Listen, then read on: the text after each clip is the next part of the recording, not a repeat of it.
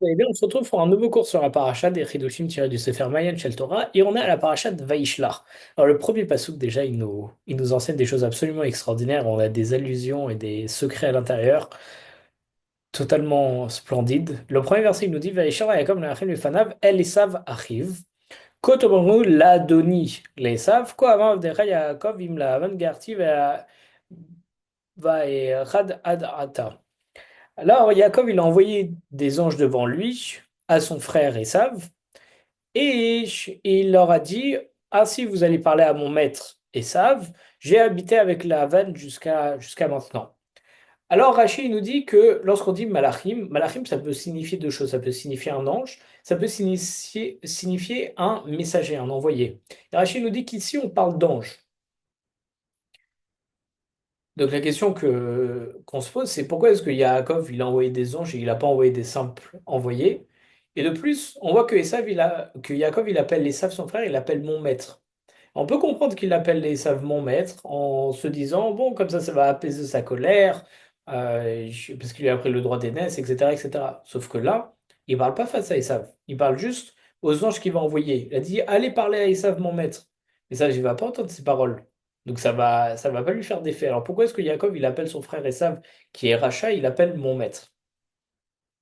Alors en réalité, les commentateurs, ils nous disent que justement, la particularité du tzaddik, c'est que même lorsqu'il dit des choses simples, il y a des allusions à l'intérieur et des rémasim absolument extraordinaires.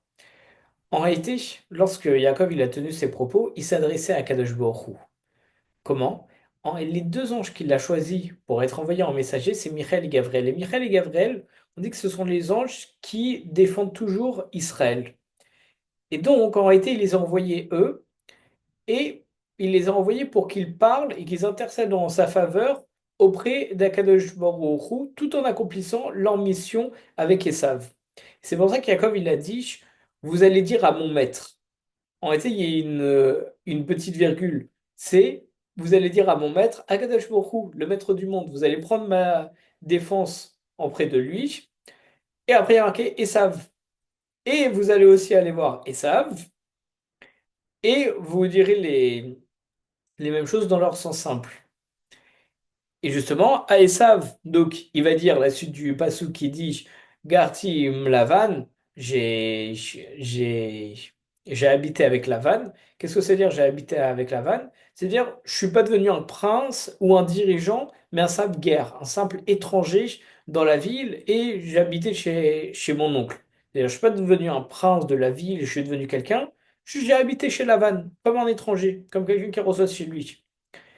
Et donc par ces mots il y a marqué qu'ils doivent dire en même temps mon maître. Pourquoi est-ce qu'il dit mon maître? Parce qu'en réalité, lorsqu'il dit Garti j'ai habité, ça a ce sont les mêmes lettres et la même valeur numérique que Tarig. Tarig c'est quoi? C'est la gematria de 613. Et donc, de là en fait il veut dire Garti, ça veut dire en habitant chez Lavan, même si c'était un rachat, j'ai continué de garder les 613 mitzvot et j'ai pas bougé de la Torah.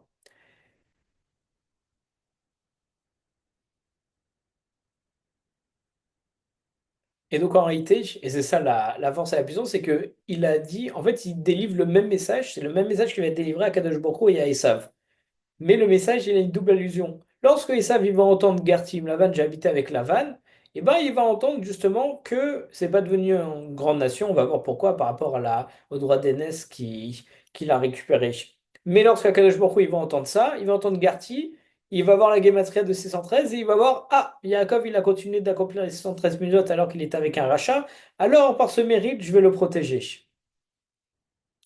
Donc, dans le premier, lorsqu'il dit par la suite j'ai acquis du gros bétail et des ânes, alors en premier sens du terme, c'est-à-dire qu'il a acquis vraiment du gros bétail et des ânes, mais il n'a pas acquis ni de la rosée du ciel, ni les meilleurs produits de la terre. C'est quoi le rapport? Parce qu'en réalité, Yitzhak, son père, c'était ça. C'était sur ça qu'il avait béni Yaakov. Il avait dit, tu auras de la rosée et les meilleurs produits de la terre. Et donc Yaakov, il fait dire à son frère, regarde, tout ce que j'ai eu et avec quoi je suis revenu, c'est quoi? C'est du gros bétail et des ânes. Mais j'ai pas eu de rosée, c'est-à-dire la bénédiction que m'a fait notre père, qu'il a plus ou moins substitué en se faisant passer pour Esav, alors elle s'est pas encore accomplie. Et comme ça peut apaiser en même temps Esav. Donc ce message c'était dirigé vers Esav. Mais aussi, en disant le gros bétail, on parle de Mashiach ben Yosef, du Mashiach qui va être descendant de Yosef. On sait qu'il y a deux types de Mashiach. Il y a Mashiach ben Yosef et Mashiach ben David. Un qui est censé se passer malheureusement si on faute trop et donc avec des guerres, etc. Et l'autre qui se passe très peaceful, en paix. Et lorsqu'on parle des ânes, c'est le Mashiach ben David, comme nous dit le Midrash, parce que on dit que le Mashiach ben David, descendant de David, il va arriver sur un âne. Et donc, il y en a où on va être très riche, on va avoir du gros bétail, etc., comme Mashiach ben Yosef, et l'autre où il va venir sur un âne, c'est Mashiach ben David. Et donc, justement, Yaakov, en parlant donc des gros bétails et de l'âne, alors Esav, il va entendre comme quoi il a pas la prière la bénédiction de son père, elle s'est pas réalisée. Mais lorsqu'il va dire ça aux anges et que les anges, ils vont dire aussi à Kadosh Baruch Hu, il va entendre justement par le mérite de Machar ben Yosef, de Yosef qui va descendre de Yaakov et aussi de David, parce qu'au final, tout le monde descend de Abraham, Yitzhak et Yaakov. Alors, que par leur mérite, Akadosh Baruch Hu le délivre de la main d'Esav. Et tout ça, c'était un Dvar Torah du Noam Elimelech. Maintenant, pour aller encore un peu plus loin, avec le Kometz Amincha, qui est un autre commentateur, on dit que Yaakov, il n'était pas certain que Esav, il allait accepter une alliance de paix. Donc c'est pour ça qu'il fallait lui parler gentiment et l'amadouer. D'ailleurs, il y a écrit dans Rashi que Yaakov, il a préparé trois choses pour se préparer à la guerre contre Esav. Il a préparé des cadeaux. Non, pour se préparer à la rencontre avec Esav, il a préparé des cadeaux.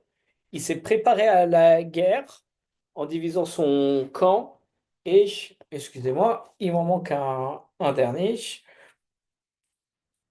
Il faut juste que je le retrouve. Il me semble qu'il se prépare à la guerre, il divise son camp et il lui a préparé des cadeaux. Voilà, c'est juste ici. Hop,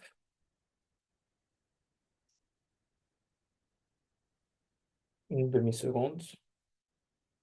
C'est Vayishlar. Bon, je vais vous retrouver ça tout à l'heure, Bezrat Hashem. Comme ça, on perd pas de temps.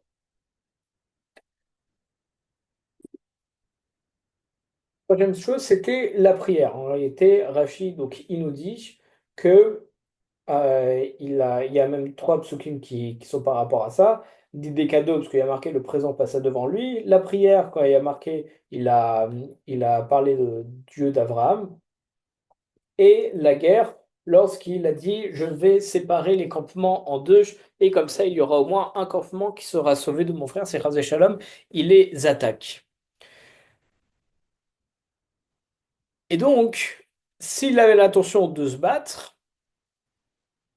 on parle de Esav, donc on vient de dire que Yaakov il n'était pas sûr que Esav il accepterait de faire la paix avec lui. Donc si Esav avait l'intention de se battre, il fallait lui faire savoir que Yaakov il était aussi fort parce qu'il était parvenu à vaincre Lavan qui était déterminé à tout détruire parce que c'était un rachat. Donc justement par ce message, il dit, regarde, j'ai vécu avec Lavan et j'ai survécu. J'ai gardé les 613 misotes, il n'a rien réussi à me faire alors que c'est un rachat. Il c'est aussi un grand manipulateur en roublard, comme on a dit dans la paracha de la semaine dernière. On a dit que lorsqu'il a su que Yaakov arrivait, s'est jeté vers lui, il l'a enlacé, il l'a embrassé, etc. Tout ça pourquoi? Pour voir s'il n'avait pas de l'argent sur lui, pour essayer de le récupérer. Pareil, bon, on sait très bien qu'il a substitué Rachel, Léa, il a fait travailler cette année de plus, etc. C'est donc c'est un grand rachat, un grand manipulateur. Et là, ce qu'il veut dire à Yaakov, c'est j'ai réussi à lui survivre, alors si tu veux te battre, sache que j'ai des forces et je pourrais aussi te survivre. Et donc, c'est pour ça aussi qu'il a envoyé des anges, parce qu'il devait employer des messagers qui pouvaient comprendre les intentions et les pensées des sages et ajuster leur attitude et leur paroles à chaque moment, dans un sens ou dans un autre, pour réussir à bien faire comprendre à Esav et essayer de bien le mettre dans la bonne voie pour éviter la guerre. Et c'est pour ça qu'il a marqué à son frère Esav, parce que Jacob, il a confié aux anges deux rôles, de parler à son frère et de parler à Esav. C'est-à-dire quoi? S'il le fallait, il fallait que les anges, ils parlent à Esav, ils parlent comme on parle à Esav, ça veut dire avec des reproches, avec des menaces, parce que Esav, c'est Ishsadé, c'est un homme des champs qui aime que chasser, etc. Et qui agit vraiment avec les émotions, les pulsions, la colère, le sang. Et le cas échéant, s'il voit que Esav il est réceptif, alors il faut qu'il parle à Esav comme le frère de Yaakov, donc quelqu'un qui est donc plus avec humilité, amabilité, comme on parlerait avec son frère. C'est pour ça qu'il a employé des anges, parce qu'il avait besoin des personnes assez hautes pour pouvoir savoir comment s'adresser à Esav. Et d'ailleurs, le rabbi de Psichka, Rabbi Bounim, il nous rajoute que lorsqu'un juif il a besoin d'aide parce qu'il est persécuté par Esav, ça veut dire beaucoup de choses. Ça peut être le Yetzer Hara, ça peut être la domination malheureusement qu'on a, ou bien qu'on a eu, comme les Grecs, les Romains, le Perse, Midian, etc. Alors dans ce cas-là, on a le droit de déranger, entre guillemets, un ange pour qu'il vienne nous sauver. On a le droit, c'est permis. Le Chochma Tesh, il nous cite un verset des Pirkei Avot, la septième Mishnah du premier chapitre, qui nous dit: Éloigne-toi d'un mauvais voisin et ne te lie pas à un rachat, à un méchant. En réalité, en vivant à proximité d'un rachat, même l'homme le plus parfait, il finit par imiter les voies du rachat. Et donc, Yaakov avait peur d'envoyer même l'homme le plus parfait à Esav, même ces grands hommes, de crainte que Esav il ait une mauvaise influence sur eux. Et donc c'est pour ça qu'il a envoyé des anges comme ça, Esav, il peut pas avoir d'influence sur eux et il sait qu'ils vont pas se retourner contre lui.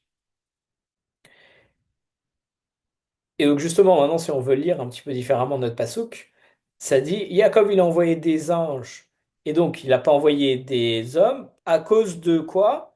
De ce qui a marqué dans le verset son frère Esav, parce que c'était un rachat. Et il a envoyé où? Au champ d'Édom dans la région de Séhir. Et donc, pour dire en même temps qu'il habitait dans un lieu avec que des pervertis, avec des mauvaises personnes. Et donc, pour une mission pareille, aller voir un rachat dans une ville de rachat, etc., la seule personne qui pouvait envoyer, c'était des anges. Et dans la suite, dans le verset juste après, il y a marqué Kohamar Avdecha Yaakov. Voici ce que dit ton serviteur Yaakov. Le Midrash, il rapporte que Rabbi Yehuda ainsi, il a, il a adressé à Antonimus une lettre dans laquelle il se désignait par l'expression ton serviteur.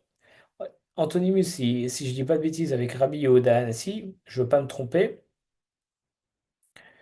c'était justement quelqu'un qui remettait beaucoup en cause la Torah, qui essayait de piquer, etc. Et donc il y a beaucoup d'échanges entre les deux. Il me semble bien que c'est ça.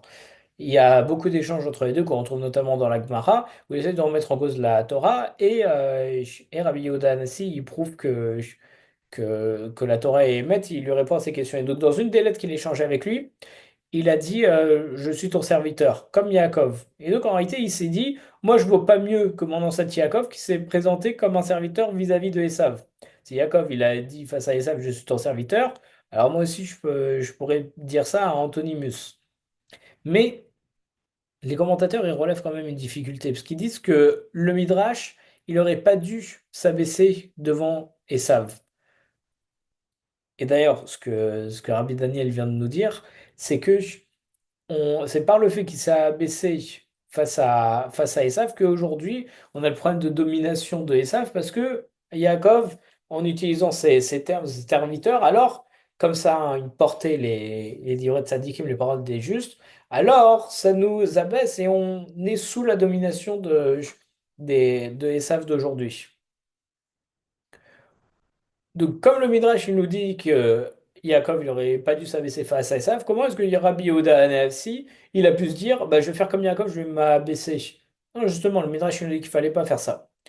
En réalité, parce que Simana, Narim Avot, Siman Lavadim, les actes des patriarches, ce sont un signe pour les enfants. En s'abaissant devant Esav, Yaakov il a tracé le chemin pour ses descendants. Donc eux aussi devront s'abaisser devant les descendants d'Esav, comme on vient de dire. Et c'est pourquoi Rabbi Yehuda Hanassi, il a agi comme ça envers l'empereur. Alors excusez-moi, je me suis totalement trompé.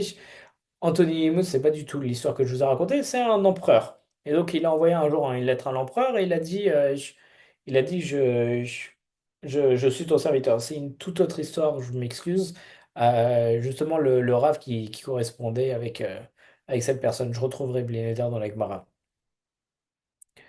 Et donc si Jacob il s'était pas abaissé devant Esav, alors les Juifs ils n'auraient pas eu à adopter cette situation dans les générations futures, comme nous dit le Avnei Hazel et comme nous l'a cité Rabbi Daniel. Et juste après, il y a marqué Im Lavam Garti, j'ai habité avec Lavan. Et donc, comme on a dit, on a cité Rachi en disant que avec Garti, ça fait la gematria de 613. Donc, pour dire qu'il a gardé les 613 commandements sans apprendre des mauvaises actions de Lavan, comme nous dit le Chomat Esh en citant les Pirkei Avot qu'on vient de citer, qui nous dit que justement, quand on est près d'un rachat, on risque, Ras Shalom, de prendre de ses traits. Bah là, justement, on apprend que Yaakov, il n'a pas pris ses traits. Et en réalité, c'est une plainte que se fait Yaakov. Il dit, j'ai certes observé les 613 commandements, mais j'ai pas appris à la vanne à suivre les mitzvot. Avec un enthousiasme, j'ai pas appris de la vanne, excusez-moi, à faire les mitzvot, avec le même enthousiasme et avec le même dévouement que Lavan il utilise pour faire ses mauvaises actions. On tire ça de Rabbi Meir Shapiro de Lublin. Donc justement, ce qu'il dit, c'est que oui, j'ai fait les 613 commandement, mais ce que j'aurais dû faire, c'est apprendre de la vanne, à tel point il est enthousiaste pour aller faire ses idolâtries, ses mauvaises actions, j'aurais dû apprendre de lui comment être aussi enthousiaste pour faire Torah ou Mitzvot.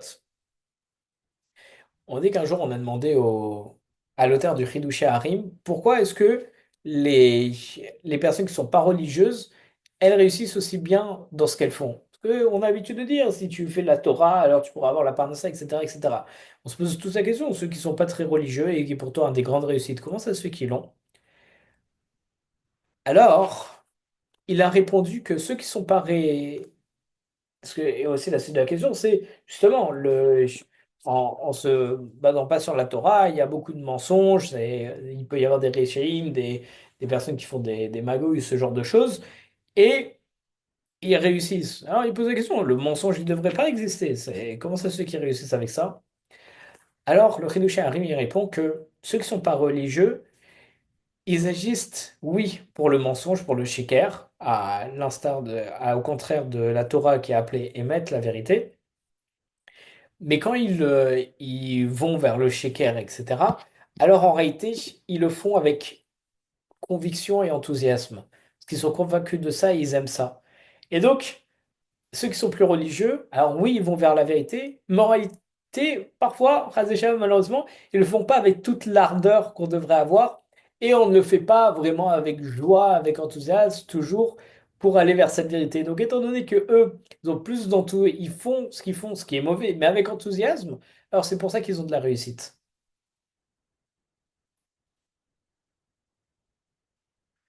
Une dernière chose, du Avnei Hazel, on nous dit que Yaakov, il craignait qu'Esav il soit protégé par le mitzvah d'avoir habité en Eretz Israël. C'est le Midrash qui nous dit ça.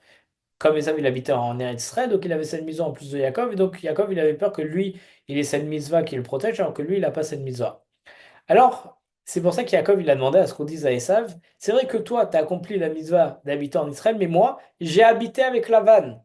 Ça veut dire que j'ai constamment lutté contre Lavan pour éduquer mes enfants dans le respect de la véritable Torah. Contrairement à toi, j'ai pas accompli une seule mitzvah qui est celle d'habiter en Israël, mais j'ai accompli tous les 613 mitzvot.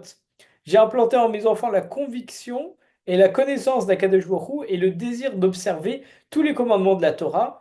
Et donc, c'est pour ça que on ne peut pas, c'est pour ça qu'il a dit, on ne peut pas me reprocher de ne pas avoir accompli la mitzvah d'habiter en Eretz Israël parce que j'ai accompli les 613 mitzvot, alors que toi, tu as accompli que cette mitzvah-là. Et Bezrat Hashem, on se retrouve la semaine prochaine pour la prochaine paracha de la semaine. Shabbat Shalom.